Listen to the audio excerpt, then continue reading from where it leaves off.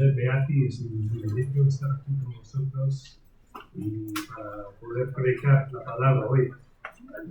Gracias a los pastores por la oportunidad, por la confianza, por el privilegio de estudiar, predicar y estar con vosotros bajo la autoridad de la palabra de Dios. ¿Alguna vez habéis sentido presión en el trabajo para hacer algo que no está conforme a la voluntad de Dios? ¿Sentís presión para comportaros de una manera que o decir ciertas cosas o actuar en una manera que es normal en la sociedad, pero es contra de algún mandamiento de Dios? No sé para vosotros, pero para mí parece que cada vez más, cada día enfrentamos a nuevos desafíos a nuestra fe, cada vez más. En el pasaje de hoy conoceremos a 3 hombres que se enfrentan a un desafío grave a su fe y vamos a ver lo que Dios hace en medio de esa prueba. Así que os invito a abrir vuestras Biblias a Daniel 3, vamos a estar en Daniel 3. Y vamos a ver Dios obrando mediante su pueblo aquí. Vamos a leer Daniel 3, todo el capítulo. El rey Nabucodonosor hizo una estatua de oro cuya altura era de 60 codos y su anchura de 6 codos. La levantó en el campo de Dura, en la provincia de Babilonia. Y envió el rey Nabucodonosor a que se reuniesen las sátrapas, los magistrados y capitanes, oidores, tesoreros, consejeros, jueces y todos los gobernadores de las provincias para que viniesen a la dedicación de la estatua que el rey Nabucodonosor había levantado. Fueron pues reunidos los sátrapas, magistrados, capitanes, oidores, tesoreros, consejeros, jueces y todos los gobernadores de las provincias a la dedicación de la estatua que el rey Nabucodonosor había levantado. Estaban en pie delante de la estatua que había levantado el rey Nabucodonosor. Y el pregonero anunciaba en alta voz: mándase a vosotros, oh pueblos, naciones y lenguas, que al oír el son de la bocina, de la flauta, del tamboril, del arpa, del salterio, de la zampona y de todo instrumento de música, os postréis y adoráis la estatua de oro que el rey Nabucodonosor ha levantado.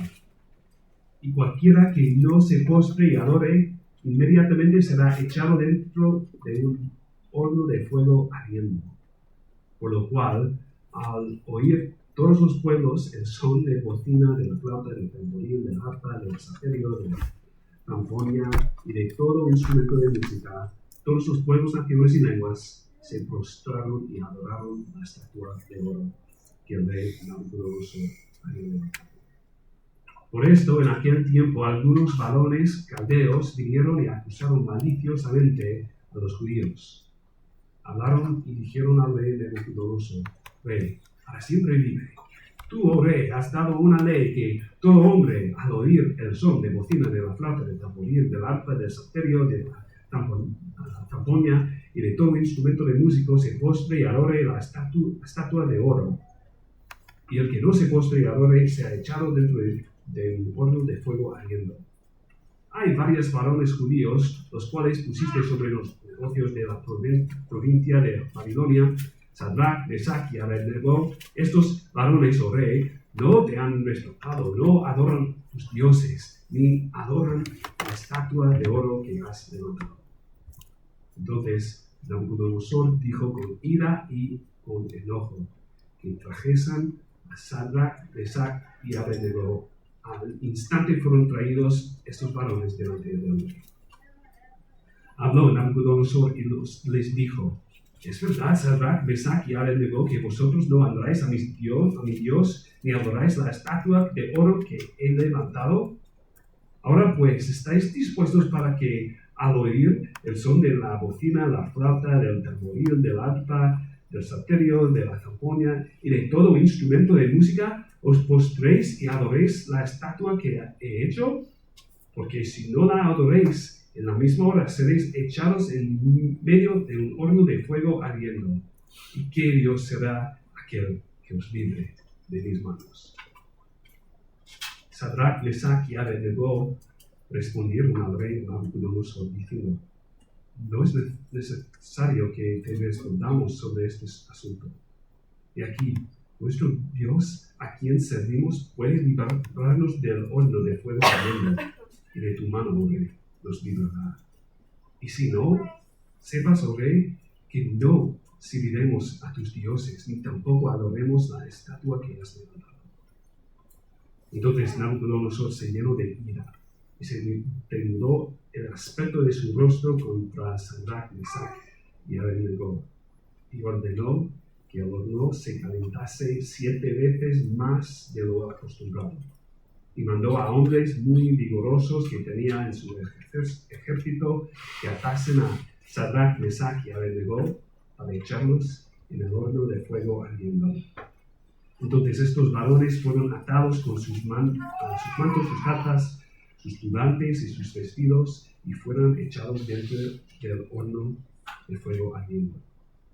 Y como la orden del rey era apremiante y lo habían calentado mucho, la llama del fuego mató a aquellos que habían matado a Sadrach, Mesach y Abednego.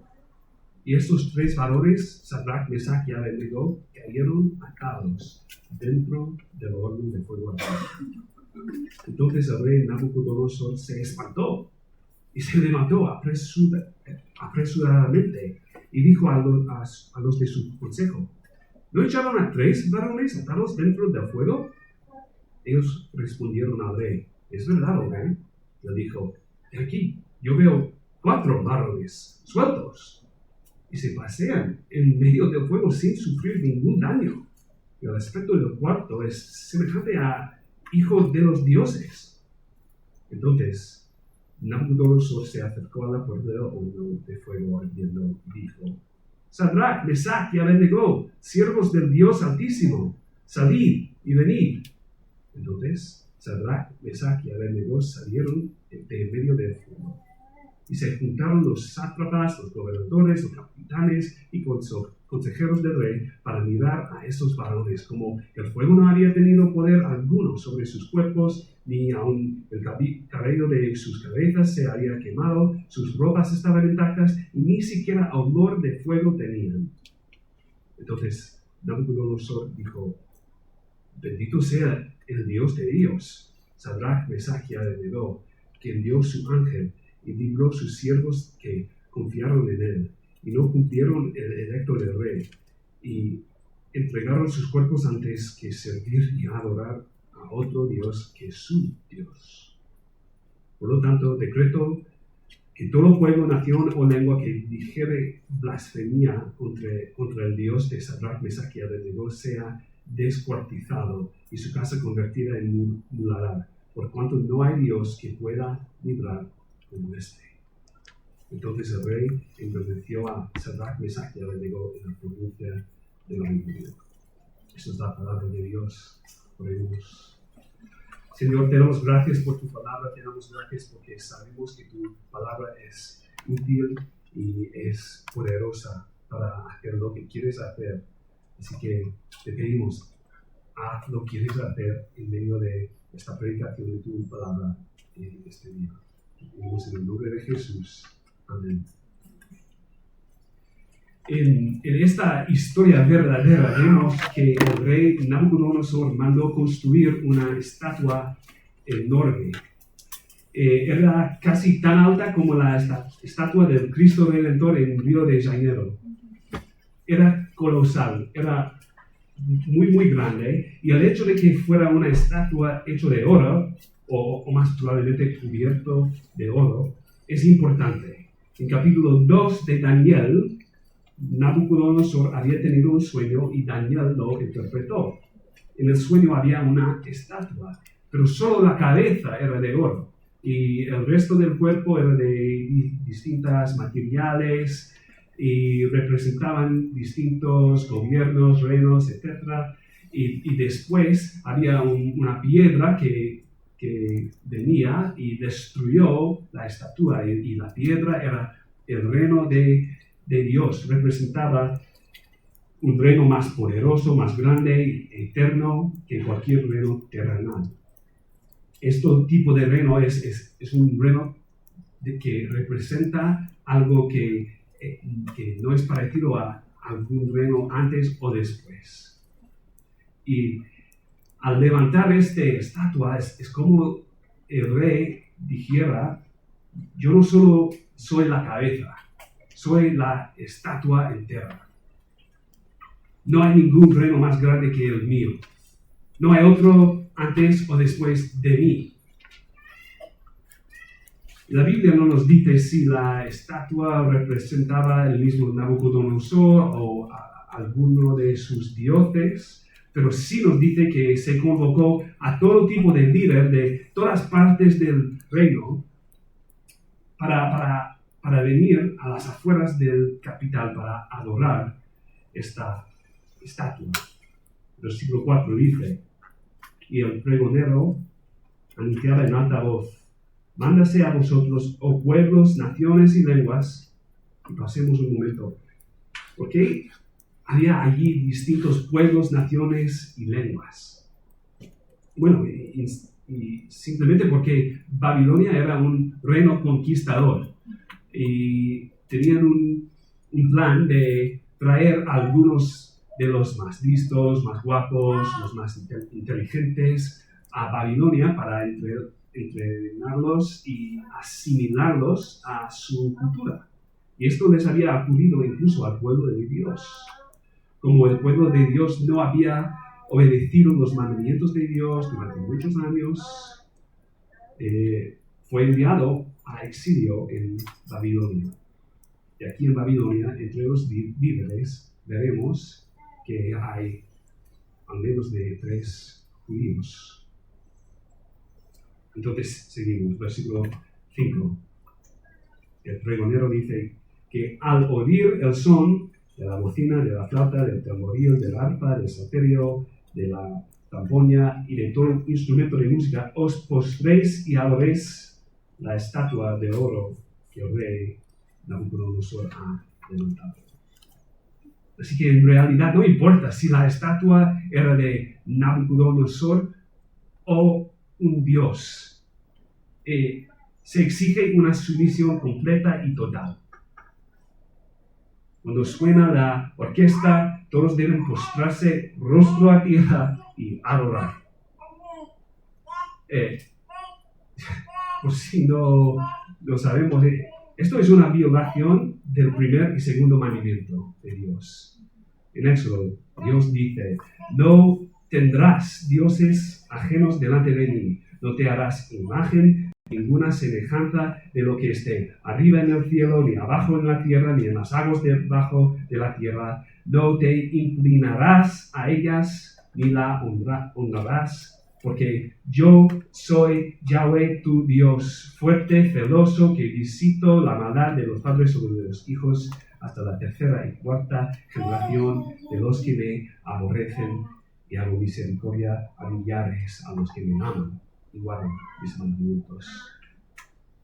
Mi pregunta es: ¿alguna vez os han pedido hacer algo así? No digo postrarte ante una estatua, quizá no, pero os hayan pedido de forma explícita o implícita que quebrantáis un mandamiento de Dios. Quizá vuestros compañeros de trabajo toman el nombre del Señor en vano, sin pensarlo. Esto puede causar un poco de presión social. Tal vez os piden que colaboréis con causas que estén en contradicción de la palabra de Dios. Todos nosotros estamos expuestos cada día a anuncios diseñados para provocar lujuria, envidia, codicia. La música popular a menudo celebra precisamente lo que Dios aborrece. Y hablando de música, aquí vemos una lista de instrumentos, no sé, 100 veces aquí en este pasaje. La música fue impresionante, la música nos afecta muy a menudo. Y aquí, en este día, la multitud era enorme, el día de festivo, la música, moda, todo de fiesta allí.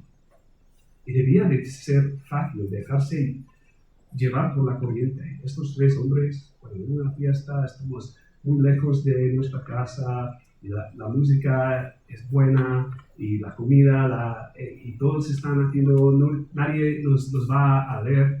Puede ser muy, muy fácil olvidar de los mandamientos de Dios en este momento. Pero si la presión social positiva no bastaba, el versículo 6 dice: y cualquiera que no se postre y adore, inmediatamente será echado dentro de un horno de fuego ardiendo. El castigo por no obedecer al gobierno era la muerte. Así que con la dinámica de esta presión positiva de la multitud y la presión negativa de amenaza de muerte en el fuego, toda la gente se postró y adoró al oír la música. Y fijaos, toda nación, toda lengua, todo pueblo postrándose y adorando este falso Dios.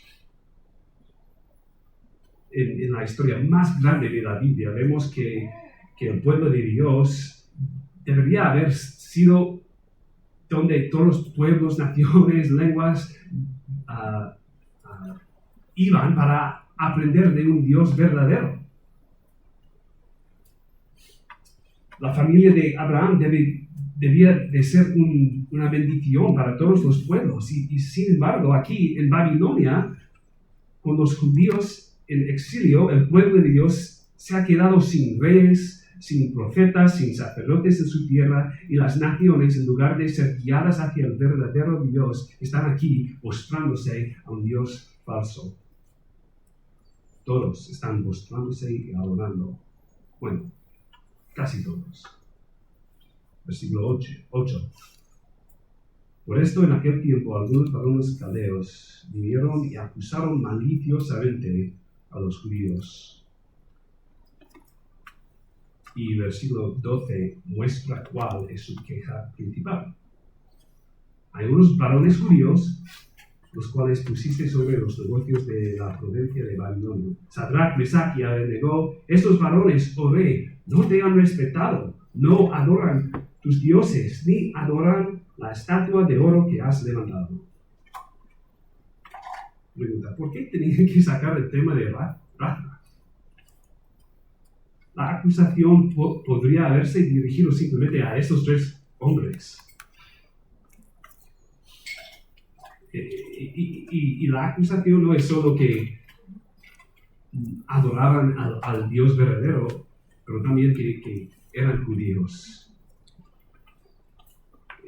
Es porque estos hombres caldeos querían calumniar a los judíos que vivían en su tierra. Esto es otro tema que vemos a lo largo de la Biblia, que el enemigo de Dios quiere acabar con el pueblo de Dios, quiere matar. Empieza con los hijos de Adán y Eva, y lo continúa a hacer a través de toda la Biblia. Si no tenemos tiempo para marcar cada tiempo que el enemigo quiere hacer esto, pero esto es su propósito. El antisemitismo no es nada nuevo. Ni siquiera de nuevo en el libro de Daniel, en capítulo 1, tenían un debate porque el pueblo de Dios era diferente que el pueblo de Babilonia. Ellos se sometían a una autoridad superior. Eso no encajaba con las fuerzas culturales de la época. Nunca ha encajado. Los judíos han sido perseguidos desde ser esclavos en Egipto. A lo largo de la historia bíblica e incluso en la época moderna, Europa tiene un pasado muy malo en cuanto al tratamiento del pueblo de Dios, de los judíos. Este país, España, tiene una larga historia de antisemitismo. Incluso continúa hoy.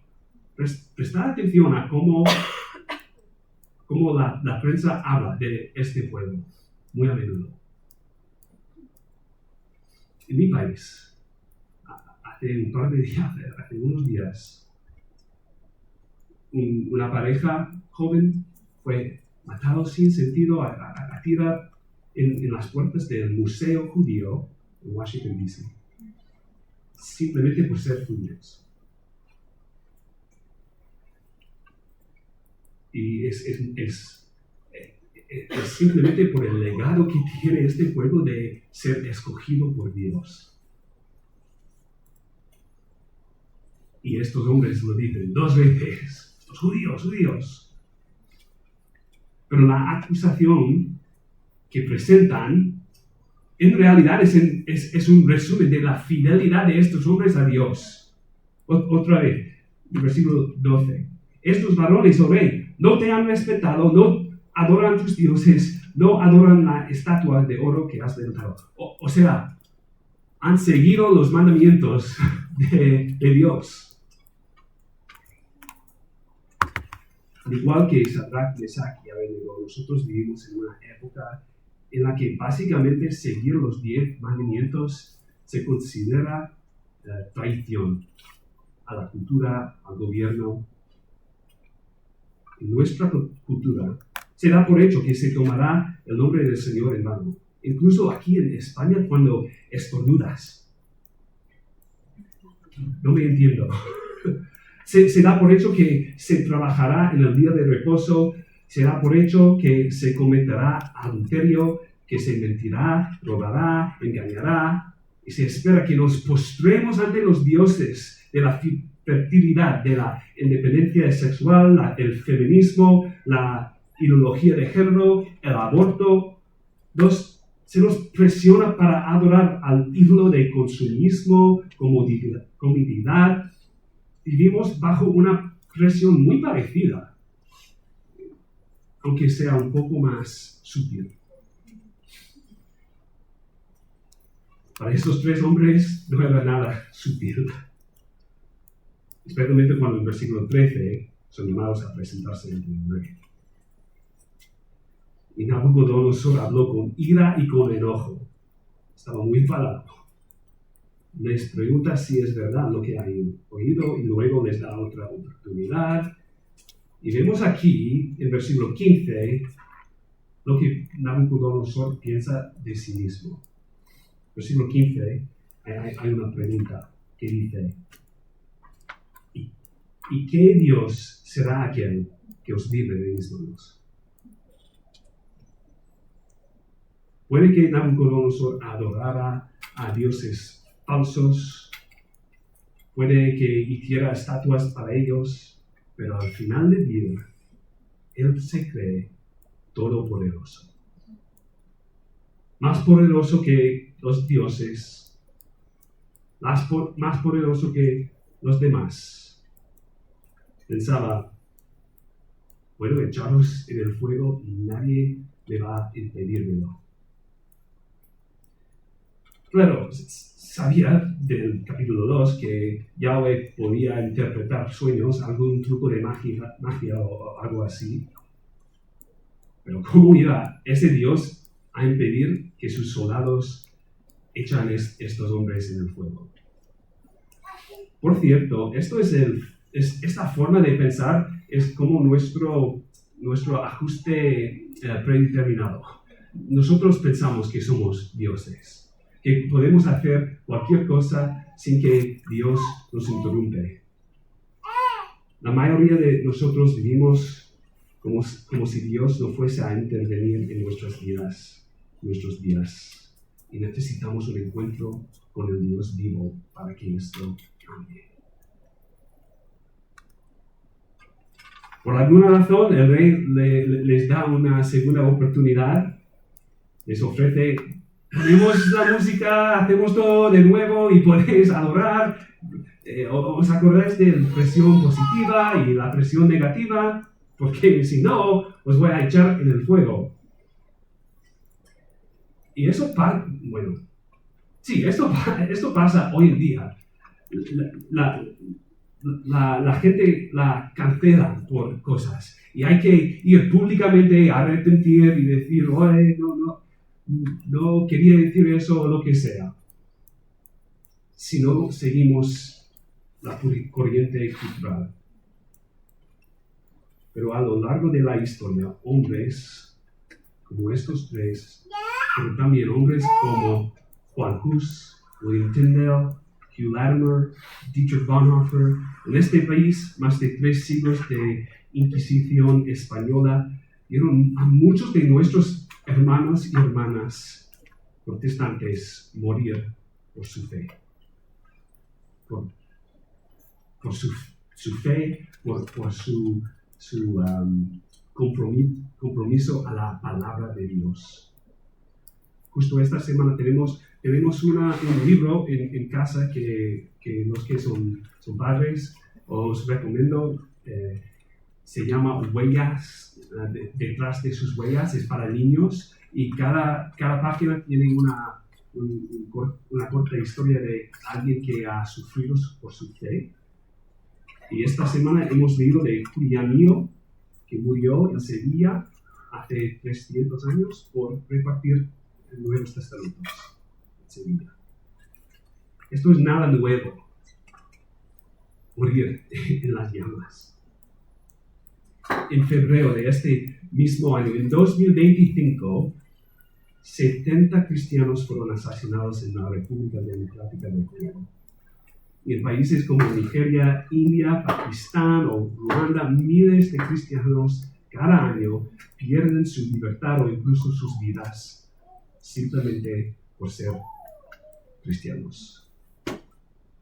Quiero que veamos que esta no es simplemente historia espiritual, una historia inspiradora para nosotros. Esto es algo que pasa hoy en día.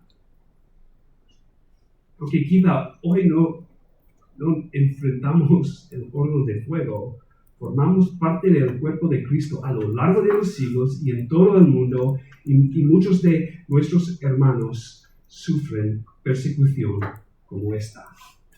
Y tampoco no sabemos qué va a ocurrir mañana, o en 5 años, o 10 años. No sabemos qué va a ocurrir aquí en este país. No sabemos si Dios nos va a llamar a un país donde esto pasa para proclamar el Evangelio. No sabemos.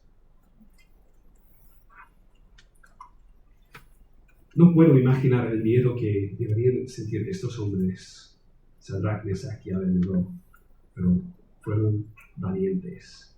Frente a su temor, le dijeron al rey que no le deben ninguna respuesta. Esto no es una falta de respeto, sino un reconocimiento sincero de quién es el rey y quién es el Dios. Me recuerda a Jesús ante Herodes. No respondió a ninguna pregunta. Y luego, cuando Pilato le dice a Jesús que él tiene la autoridad para librarle, Jesús responde: ninguna autoridad tendrías contra mí si no te fuese dada de arriba. Y aquí vemos esa misma confianza humilde. Hay un rey por encima de todos los reyes.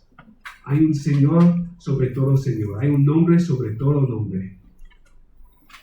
Y solo ante ese nombre se doblará toda rodilla y toda lengua proclamará su adoración. Pero aquí es donde las cosas se ponen muy interesantes en esta historia. Leemos versículos 17 y 18. He aquí, nuestro Dios, a quien servimos, puede librarnos del horno de fuego ardiendo, y de tu mano, oh rey, nos librará. Y si no, sepas, oh rey, que no seguiremos a tus dioses, ni tampoco adoraremos la estatua que has levantado. Aquí tenemos una respuesta explícita a la pregunta del rey. ¿Y qué Dios será aquel que os libre de mis manos? nuestro Dios puede hacerlo. Lo acabamos de leer hoy. Si Dios es por nosotros, ¿quién contra nosotros? Dios es la respuesta. De hecho, hace un par de generaciones de Daniel, hace 100 años o un poco menos, Isaías escribió sobre este exilio en Babilonia y la necesidad de salvación. En Isaías 43, Dios dice: congréguense a uno, todas las naciones, y júntense todos los pueblos. ¿Quién de ellos hay que nos dé nuevas de esto, que nos haga oír de las cosas primeras? Presenten sus testigos y justifíquense. Oigan y digan: verdad es, vosotros sois mis testigos, dice Yahweh, y mi siervo que yo escogí, para que me conozcáis y creáis y entendáis que yo mismo soy. Antes de mí no fue formado Dios, ni lo será después de mí. Yo, Yahweh, fuera de mí no hay quien salve. Yo anuncié y salvé y hice oír, y no hubo entre vosotros Dios ajeno. Vosotros pues sois mis testigos, dice Jehová, y yo soy Dios. Vemos esta profecía cumplida aquí. Es literalmente lo que está pasando aquí. Dios puede salvar, es la respuesta a la pregunta. ¿Qué Dios puede salvar? Solo Yahweh. Saben que es muy posible que no sea la voluntad de Dios salvarlos. Saben que estos tres hombres saben que no pueden obligar a Dios a salvarlos. Su relación con Él no es una en la que puedan forzar a Dios a actuar por una fe muy fuerte, una obediencia perfecta. Tiene que depender en Dios y su misericordia. Porque los caminos y propósitos de Dios son secretos, están ocultos de su pueblo. Y aún así, aunque Dios nos salve a estos tres hombres, nunca seguirán ni adorarán a dioses falsos. Son testigos a Dios Todopoderoso. Qué lección para nosotros también, que nuestra obediencia no garantiza ninguna obra de Dios. Cuando Dios no rescata, cuando elige no sanar, cuando nuestras oraciones pidiendo alivio son respondidas con silencio, no es por falta de fe, ni porque no hayamos hecho suficiente para poner Dios en nuestra deuda. Dios obra conforme a su voluntad, no a la nuestra. Y por esto, estos hombres tenían una fe fuerte y una determinación firme para obedecer, incluso y si no. Pueden decir, y si no nos rescata, aún así le obedeceremos. Aunque esta es una imagen, la verdad estoy predicando este capítulo porque fue una imagen muy, muy chocante cuando lo leí hace un par de semanas. Y aunque esta imagen es muy poderosa de la fe y la obediencia, es un tema que corre por toda la Biblia. Job, he aquí, aunque él me mataré, en él esperaré. Mateo 10. No temáis a los que matan el cuerpo, más el alma que no pueda matar. Temed más bien a aquel que puede destruir el alma y el cuerpo en el infierno. Hechos. Pedro dice, es necesario obedecer a Dios antes que a los hombres. Primera de Pedro. ¿Y quién es aquel que os podrá hacer daño si vosotros seguís el bien? Mas también si alguna cosa padecéis por causa de la justicia, bienaventurados sois. Hay una línea de esperanza que recorre toda la Escritura, que Dios salva a su pueblo. Y el cristiano maduro entiende que quizá no sea en esta vida terrenal, puede ser en la vida que viene. Pero Dios sí nos ha prometido vida después de la muerte y que la salvación viene por confiar en Él. Me imagino que estos tres jóvenes conocieron este pasaje de Isaías. Y justo un poco antes, en Isaías 43, que acabamos de leer, Dios había prometido, cuando pases por el fuego, no te quemarás, y la llama arderá. ¡Qué promesa! Y es impresionante porque están confiando en eso y diciendo, ¿y si no? Podemos confiar en una promesa de Dios y decir, ¿y si que no? Lo importante no se trata de ser salvados de la prueba, sino la fe en medio de la prueba. Esto lo vemos, un gran ejemplo de esto en capítulo 11 de Hebreos, donde encontramos una lista de grandes hombres y mujeres, Abraham y muchos más, y el autor no tiene tiempo, y tampoco yo, para hablar de algunos que por fe conquistaron reinos, hicieron justicia, alcanzaron promesas, taparon bocas de leones, apagaron fuegos impetuosos, evitaron filo de espada, sacaron fuerzas de la debilidad, se hicieron fuertes en batallas, pusieron en fuga ejércitos extranjeros, las mujeres recibieron sus muertos mediante resurrección. Qué bueno es tener fe en Dios, pero nota un cambio. Mas otros fueron atormentados, no aceptando el rescate a fin de obtener mejor resurrección. Otros experimentaron vituperios y azotes, y más de esto, prisiones y cárceles. Fueron apedreados, aserrados, puestos a prueba, muertos a filo de espada. Anduvieron de acá para allá, cubiertos de pieles de ovejas y de cabras, pobres, angustiados, maltratados, los cuales del mundo no era digno, errando por los desiertos, por los montes, por las cuevas, por las cavernas. A veces nuestra fe apaga los fuegos y cierra las bocas de leones. Y otras veces nos lleva a ser encarcelados, a quedarnos sin hogar o incluso ser condenados a muerte. Pero para Sadrach, Mesach y Abednego, la fe, lo importante era obedecer sin importar el resultado. Mientras que la fe de estos hombres podría impresionarnos a nosotros, a Nabucodonosor no le impresionó. Se paró, su rostro cambió y ordenó que los echaran al horno. Hizo que el horno se calentara tanto 7 veces, dice, el más caliente que puede ser. Y tan caliente que los soldados, algunas versiones dicen los mejores soldados de su ejército, fueron básicamente abrasados por las llamas a lanzar los hombres al fuego, murieron. ¿Qué pasa después? 2 opciones. Dios salva o no. Pero hay un cambio. Hay un giro. Porque hay más de 2 opciones. Y de repente el rey Nabucodonosor se sorprende, se espanta. Versículo 24 y 25. Dicen, entonces el rey Nabucodonosor se espantó y se levantó apresuradamente y dijo a los de su consejo, ¿no echaron a 3 varones atados dentro del fuego? Ellos respondieron al rey, es verdad, rey. Y él dijo, he aquí, yo veo 4 varones sueltos que se pasean en medio del fuego sin sufrir ningún daño.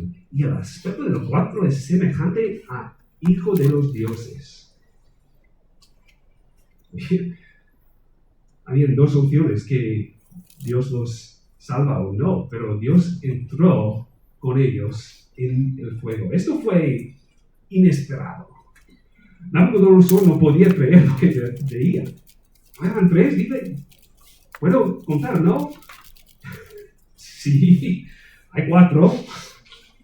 Y aunque Nabucodonosor quizá no tenga el lenguaje teológico para describir lo que está viviendo, creo que es bastante evidente que no es simplemente un hijo de los dioses, sino el hijo de Dios, Jesucristo. Esto se llama una cristofanía. Jesús no tomaría carne hasta dentro de 500 años después.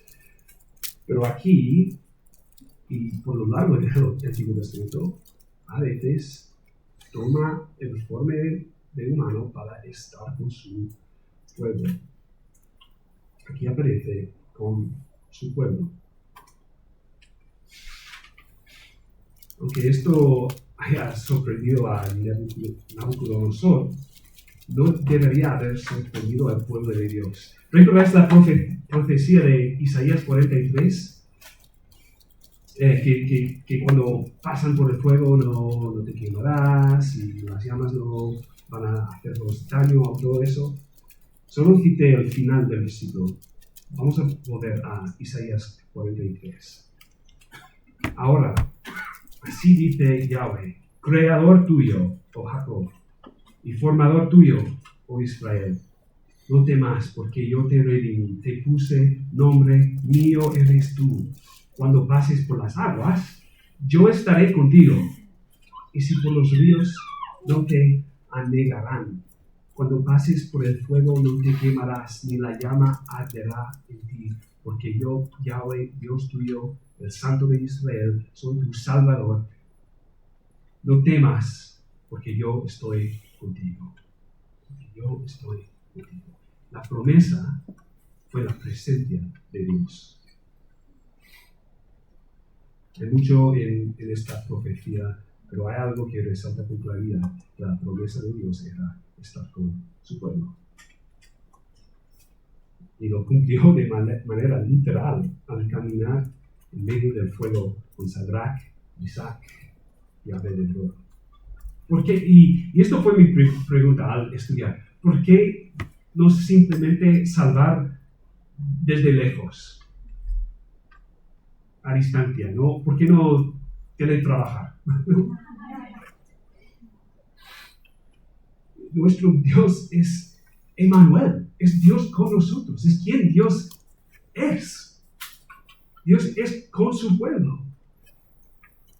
Está con nosotros en nuestro sufrimiento, en nuestras pruebas, en nuestra debilidad, en nuestras dudas, en nuestra fe, en nuestra obediencia, cuando tenemos éxito y cuando fallamos. Cuando somos tentados, cuando somos valientes, cuando somos perseguidos, cuando somos oprimidos, Jesús está con nosotros. Y puede compadecerse con nosotros porque fue tentado en todo como nosotros, pero sin pecado. Entra en la prueba con nosotros.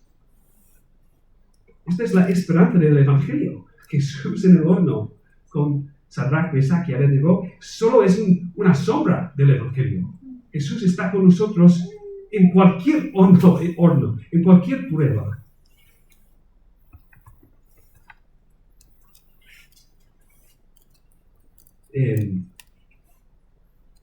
Porque la verdad es que no merecemos ser salvados. No merecemos. En nuestra confesión hoy hemos leído que nuestras obras, nuestra fe van a pasar por el fuego. Y no podemos aprobar, vamos a suspender la prueba. Pero Dios está con nosotros. Sí, Jesús tomó el castigo por nuestro pecado para que podamos estar con Él. Jesús ha pasado por la prueba en nuestro lugar. En la cruz sufrió el castigo que merecemos nosotros. Nosotros no lo encontramos a Él. Él vino para buscarnos a nosotros. Y ha prometido estar con nosotros. Eso fue su promesa, su última promesa antes de ir al cielo. Dice, he aquí, yo estoy con vosotros todos los días hasta el fin del mundo. Amén. Y se fue. Pero está con nosotros. Si recordáis solo una cosa del sermón de hoy, quiero que recordéis que Jesús está con nosotros. Jesús está con nosotros, incluso en nuestras pruebas más difíciles. En el versículo 26, Nabucodonosor llama a Sadrach, Mesach y Abednego, y ellos salen del horno como si nada hubiera pasado. Aquí estamos, sueltos, no atados. Ni siquiera huelen a humo. Entonces el rey alaba a Dios, emite un decreto que revoca el decreto anterior de adorar al ídolo, recompensa a estos hombres. El capítulo, y es un poco interesante que el capítulo empieza con un decreto que dice que no puedes adorar a Dios y termina con un decreto que dice que no puedes ofender a Dios. Pero no, bueno, este cambio de corazón de Nabucodonosor parece ser temporal, ya que más adelante va a ser castigado por Dios otra vez. Pero ahora, por ahora, al fin del capítulo, el nombre de Dios es honrado y su pueblo está salvado del reino de una otra de Dios. Hemos visto mucho en la historia de hoy. Hemos visto la presión cultural para inclinarse ante los ídolos, hemos visto ejemplos increíbles de fe y de obediencia, hemos visto el cumplimiento de la profecía, la esperanza del evangelio y el cambio de políticas gubernamentales como respuesta a la obra de Dios en medio de ellos. Pero en el centro de la historia hemos visto al mismo Jesús entrar en las pruebas junto a su pueblo. Y como hemos dicho, no sabemos qué va a ocurrir en nuestras vidas. No sé a dónde Dios nos va a llamar o a qué obra nos va a dar. Quizá llegue una persecución más fuerte en este país, en esta ciudad. Quizá Dios quiere usar nosotros para viajar a tierras ajenas y predicar el evangelio allí y dar hasta nuestras vidas por nuestra fe. Pero también hay oportunidad para seguir a Dios y practicar fe y obediencia hoy día.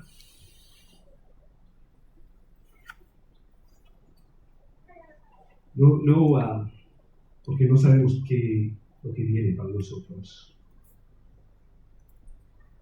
Pero tenemos pruebas cada día, como empezamos hablando de cosas en el trabajo.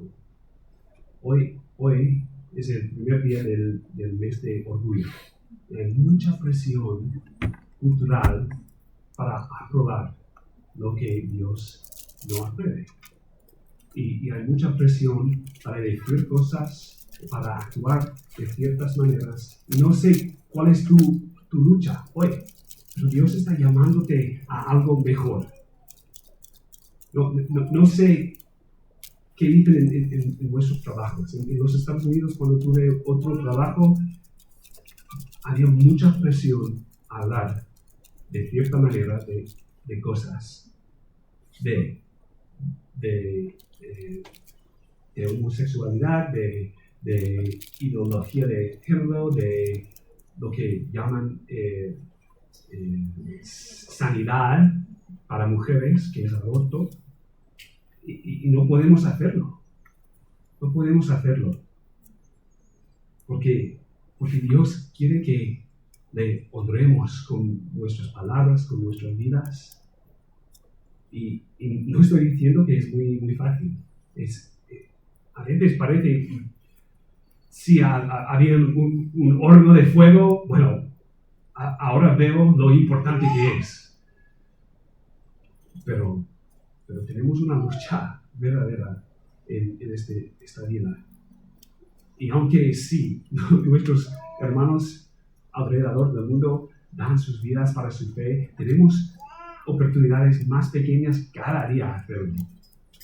Y quiero animarlos y animarme a mí vivir una vida piadosa, porque sé que todos los que quieren vivir piadosamente en Cristo Jesús padecerán persecución.